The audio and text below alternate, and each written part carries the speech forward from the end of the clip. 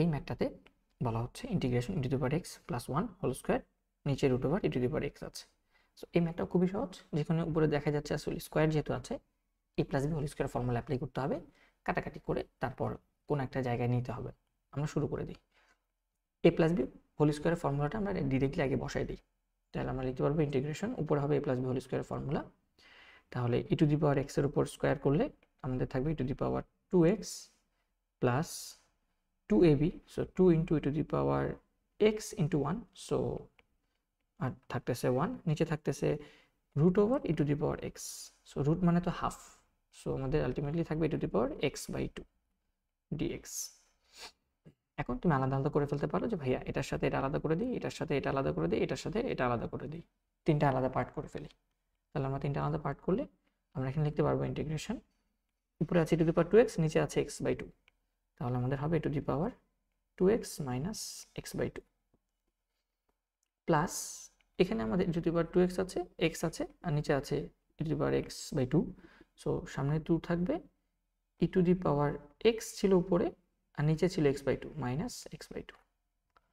আমরা এটাকে নিচে নিয়ে আসি লাইনে, তাহলে লিখতে সুবিধা হবে। আর ফাইনালি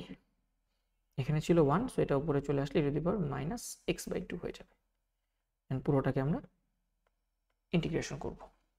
সো এখন আমরা এটাকে লিখতে পারি, একটু সিম্পলিফাই করে ফেলো, ইন্টিগ্রেশন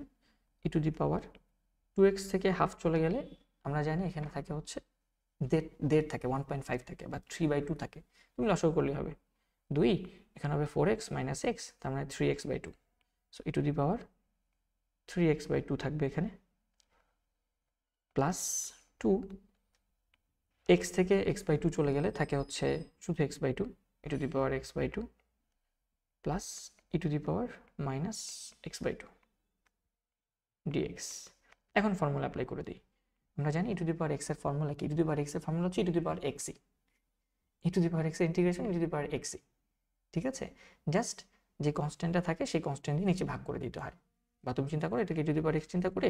যেটা থাকবে সেটাকে তুমি আবার ডিফারেন্সিয়েট করে নিচে লিখবা। তাহলে ই টু দি পাওয়ার এক্স এর ইন্টিগ্রেশন হচ্ছে e to the power 3x by 2, আর যেহেতু এটা x ছিল না, আসলে x 3x বাই 2 ছিল, তাহলে এটাকে ডিফারেন্সিয়েট করে নিচে লিখতে হবে। তো ডিফারেন্সিয়েট করলে আমাদের এখানে থাকতেছে 3/2 plus 2 e to the power x by 2, এটাও হচ্ছে e to the power x by 2ই হবে, এবং যেটাকে x ধরেছিলাম সেটাকে আবার ডিফারেন্সিয়েট করে নিচে লিখতে হবে, তার মানে হাফ, প্লাস এখানেও ই টু দি পাওয়ার যা আছে minus x by 2, just minus x by 2কে ডিফারেন্সিয়েট করলে মাইনাস হাফ থাকে, সেটা তুমি